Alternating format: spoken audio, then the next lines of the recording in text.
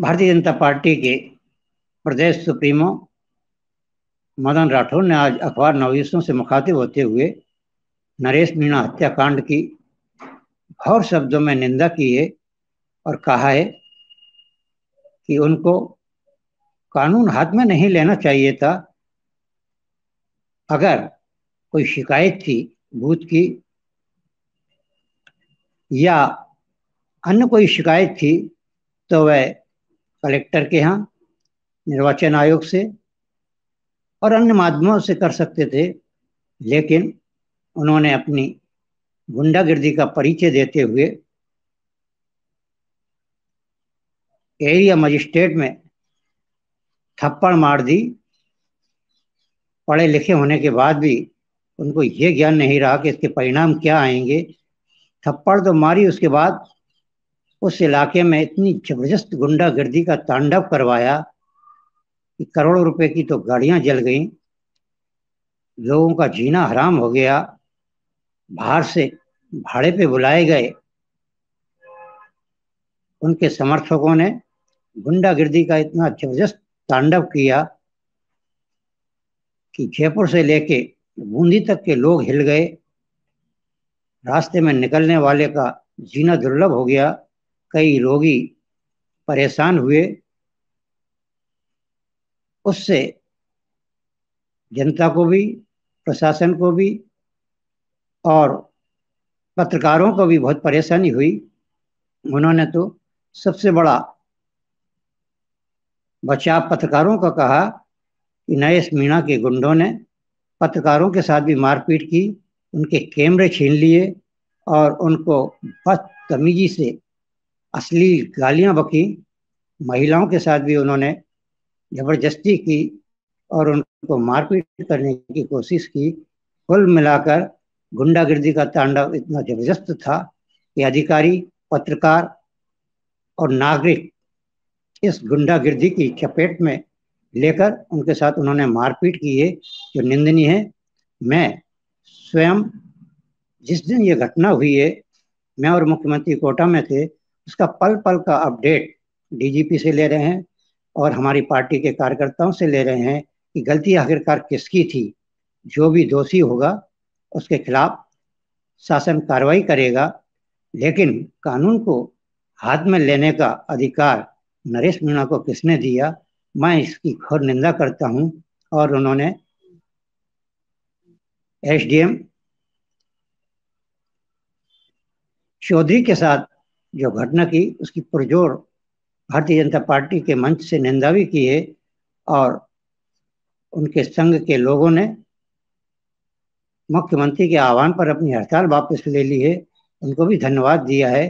अब उस इलाके में पुलिस का चाक चौबंद व्यवस्था डीजीपी यूआर साहू ने कर रखी है और डीजीपी यूआर साहू पल पल का अपडेट ले रहे हैं। वहाँ पुलिस के आला अफसर डेरा डाले हुए हैं। शांति और अमन चैन सने सने लौट रहा है। कलेक्टर ने भी दौरा कर लोगों से शांति व्यवस्था बनाने की अपील की है। एसपी स्वयं घटनास्थल पर पड़े हुए हैं डेरा डाल के। अब बाहर से जो भाड़े से गुंडे आए थे वह तो भाग गए हैं, लेकिन उस गांव के लोग यही कह रहे हैं कि हमने तो कोई ऐसी अप्रिय घटना नहीं की है, लेकिन नरेश मीणा के साथ पुलिस ने जो मारपीट की है और हमारे साथ मारपीट की है, महिलाओं के साथ मारपीट की है, उससे हमें काफी पीड़ा और परेशानी हुई है। वहीं सचिन पायलट ने आज अखबार नवीसों से मुखातिब होते हुए फिर दोहराया है देवली उनियारा की उपचुनाव की सीट पर उनका चेला नरेश मीणा चुनाव लड़ रहा है। वह बार बार चुनाव में 36 बार अपने गुरु नरेश मीणा, करोड़ीलाल मीणा और सचिन पायलट का नाम भी उल्लेखित कर चुका है। उन्होंने कहा है कि जो घटना हुई है वह बहुत ही शर्मनाक है। मुख्यमंत्री भजन लाल उस घटना पर उनका प्रशासन कंट्रोल नहीं कर पाया, इसलिए आगजनी, अशांति, अराजकता का माहौल बना।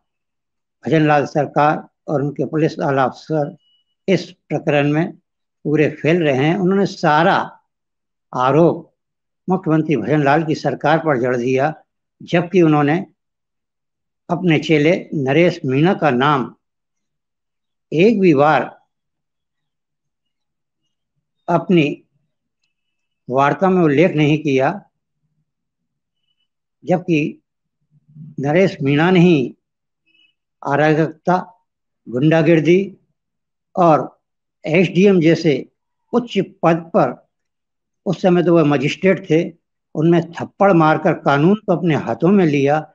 उसकी उन्होंने निंदा तक नहीं की। देखिएगा, ये सचिन पायलट की दोहरी राजनीति का नजरिया। इसीलिए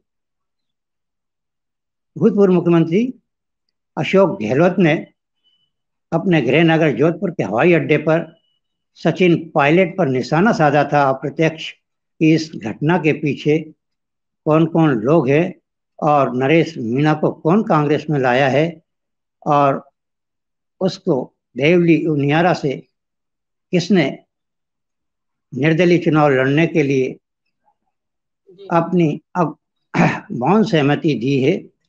रोड़ीलाल मीणा भी कल उसी गांव पहुंचे।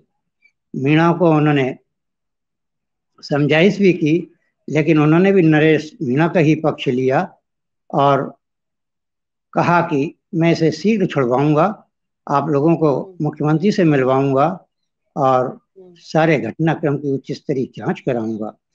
मीणा समाज के लोग लामबंद हैं। भूतपूर्व सांसद और देवली उनियारा से एक बार विधायक रहे। रामनारायण मीणा ने भी नरेश मीणा का बचाव किया है और कहा है कि जो घटना हुई है उसके लिए भजनलाल सरकार दोषी है, क्योंकि उस घटना में कई निर्दोष लोगों को पीटा गया है और वाहनों का जलाना, लोगों पर अत्याचार होना, ये भजनलाल सरकार की असफलता है। भजनलाल सरकार को लेकर मेरा अगला सवाल आपसे भजनलाल सरकार को लेकर ही है। वहीं दूसरी ओर इसी घटनाक्रम में भाजपा से कांग्रेस में आए अभी अभी 4 दिन के नेता प्रहलाद गुंजल, जिन्होंने स्पीकर ओम बिरला के खिलाफ सांसद का चुनाव लड़ा था और यही नरेश मीणा उनका चुनाव संचालक था। उसने उस समय भी जबरदस्त गुंडागिर्दी की थी और एसपी के कक्ष में घुसकर उनको सरेआम तड़ी भी दी थी, लेकिन एसपी हनुमान मीणा सज्जन थे, उन्होंने उस समय उनको बंद नहीं किया था, वहां भी प्रकरण दर्ज हुआ था।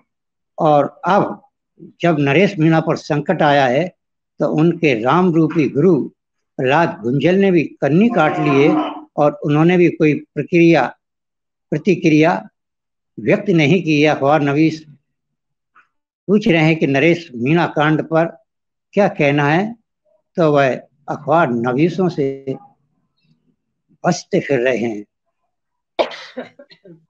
जी सर, मेरा अगला सवाल भजनलाल सरकार को लेकर ही है। लोकसभा के बाद जब भजनलाल सरकार अभी ही बनी है और किसानों की कुछ समस्याएं हैं सामने आ रही हैं, जो खाद को लेकर, यूरिया को लेकर, क्या भजनलाल सरकार किसानों के हित में अभी भी खड़ी नहीं है? क्या उनके साथ जो किसानों को इस तरीके की परेशानियों का सामना फिर से करना पड़ रहा है, इस पर क्या राय है?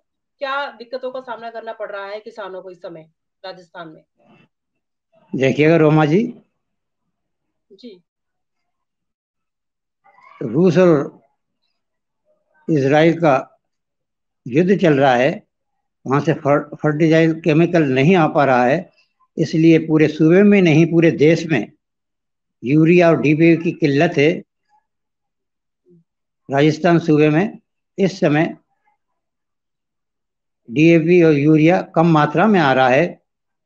कोटा में भी काफी किल्लत है, पूरे संभाग में किल्लत है। लेकिन स्पीकर ओम बिरला उस पर बारीकी से नजर रखे हुए हैं और वह केंद्र से यूरिया के रेक मंगवाकर अन्नदाताओं की फसल को यूरिया छिड़कवा रहे हैं, यूरिया दिलवा रहे हैं। लेकिन कुल मिलाकर इस समय यूरिया का जबरदस्त संकट सूबे में अन्नदाताओं को झेलना पड़ रहा है। सर, एक केस सुनने में आ रहा है, एक व्यक्ति की निर्मम तरीके से हत्या कर दी गई है राजस्थान में। आखिर क्या है ये पूरा मामला, इस पर गौर फरमाएं आप। रमा जी देखिएगा, कोटा शहर में चाकूबाजी से हत्या होना बहुत मामूली सी बात हो गई है। अभी एक सप्ताह में ही आधा दर्जन लोगों पर चाकुओं से हमले किए गए हैं और पुलिस पकड़ भी लेती है उन चाकूबाज लोगों को तो वह न्यायालय से छूट आते हैं, क्योंकि नाबालिग बच्चों के हाथों में अपराधी चाकू थमाकर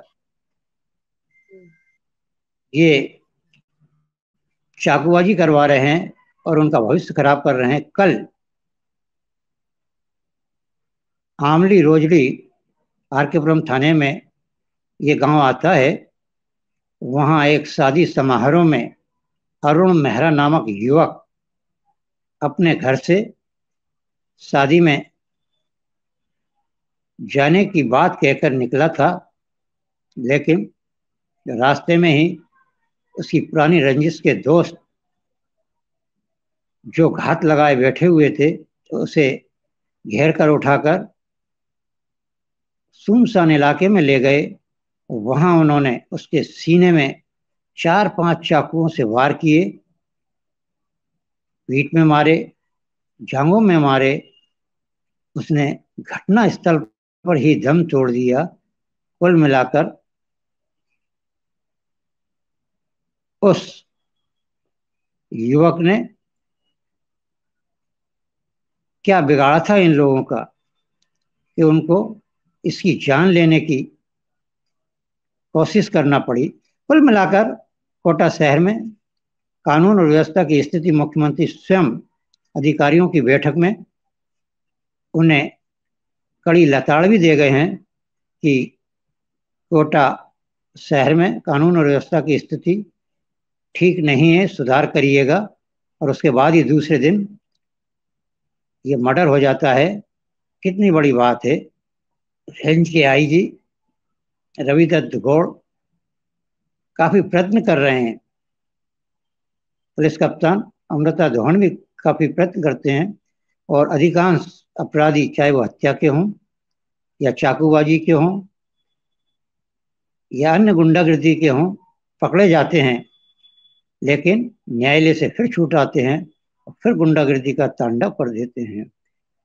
विश्वस्त सूत्रों का तो ये कहना है कि एक पुलिस का आला अफसर जो वर्षों से यहाँ जमा हुआ था, जिसने करोड़ों रुपए कोटा शहर से कमाए, भारतीय जनता पार्टी की सरकार में भजनलाल सरकार ने उसको कोटा से हटाकर चित्तौड़ जिले में कर दिया है। रावत भाटा में वह पदस्थ थे, वहीं से वह उसके पुराने गुंडों और अन्य लोगों के माध्यम से कोटा शहर की कानून और व्यवस्था बिगड़वाता है और चाहता है कि ऐसा वातावरण बन जाए अस्थिर। और वर्तमान में पुलिस के जो लोग हैं, अफसर हैं, उन पर प्रश्नवाचक चिन्ह लग जाए और मैं ट्रांसफर कराकर पुनः फिर कोटा में आकर कोटा की जनता को लूटूं। यही षड्यंत्र उसका 10 महीने से चल रहा है। उस पर नजर डीजीपी की भी है और मुख्यमंत्री की भी है, लेकिन वह व्यक्ति बहुत चालाक और चतुर है, इसलिए उस पर अभी कार्रवाई नहीं हो रही है। आने वाले कल में उसको मुख्यमंत्री, जो कि बहुत विश्वसनीय सूत्रों से वो है, हर चीज की मॉनिटरिंग करवाते हैं, उसको उचित दंड भी दे सकते हैं। सर, इसका राजस्थान की कानून व्यवस्था को लेकर हम फिर अगले एपिसोड में चर्चा करेंगे। फिलहाल आपने जितनी भी जानकारी दी इसके लिए आपका बहुत बहुत शुक्रिया। नमस्कार। और आप हमसे जुड़े रहने के लिए सब्सक्राइब करें YouTube पर, फॉलो करें ट्विटर पर और लाइक करें Facebook पर। और ज्यादा जानकारी के लिए आपको टाइप करना होगा सिर्फ न्यूज नशा।